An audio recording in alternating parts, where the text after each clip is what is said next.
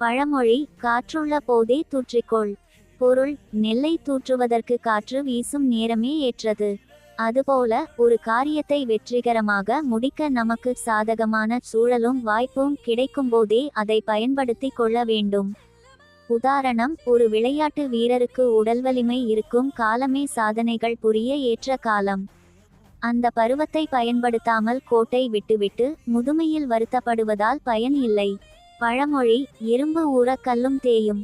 பொருள்: மிக மென்மையான உடலமைப்பை கொண்ட இரும்பு ஒரு கல்லின் மீது தொடர்ந்து நடந்து சென்றால் காலப்போக்கில் அந்த கடினமான கல்லும் தேய்ந்துவிடும். அதுபோல தொடர்ச்சியான பயிற்சியும் விடாமுயற்சியும் எத்தகைய கடினமான இலக்கையும் அடைய செய்யும்.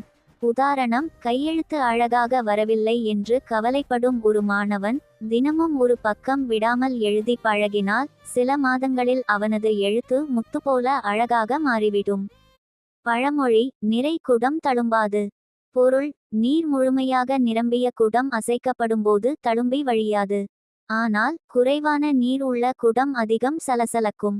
அதுபோல உண்மையான அறிவுடையோர் அடக்கத்துடன் இருப்பார்கள், அரைகுறை அறிவுடையோரே தற்பெருமை பேசித் திரிவார்கள். உதாரணம்: ஒரு சிறந்த விஞ்ஞானி தான் கண்டுபிடித்த சாதனைகளை சொல்லித் திரிய மாட்டார். ஆனால் ஏதோ ஒரு சிறு விஷயத்தை தெரிந்து கொண்டவர் தான் பெரிய அறிவாளி என்பது போல மேடை போட்டு பேசுவார். பழமொழி காகம் உறவு கலந்தார்க்கு தீது.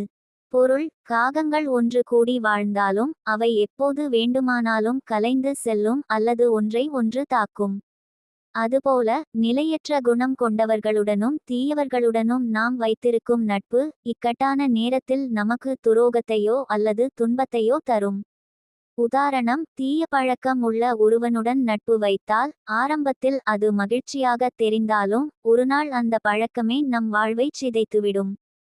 பழமொழி எரிகிற கொள்ளியில் எண்ணெய் ஊற்றியது போல. பொருள்: ஏற்கனவே எரிந்து கொண்டிருக்கும் தீயில் எண்ணெயை ஊற்றினால் அது இன்னும் அதிகமாக எரியும். அதுபோல சினம் கொண்ட ஒருவரிடம் மேலும் கோபத்தை தூண்டும் விதமாக பேசினால் அது பெரிய கலவரத்தில் முடிந்துவிடும். உதாரணம்: இரு நண்பர்களுக்கு இடையே வாக்குவாதம் நடக்கும்போது ஒரு நல்ல நண்பன் சமாதானம் செய்ய வேண்டுமே தவிர ஒருவரை பற்றி இன்னொருவரிடம் தவறாக கூறி கோபத்தை அதிகப்படுத்தக் கூடாது.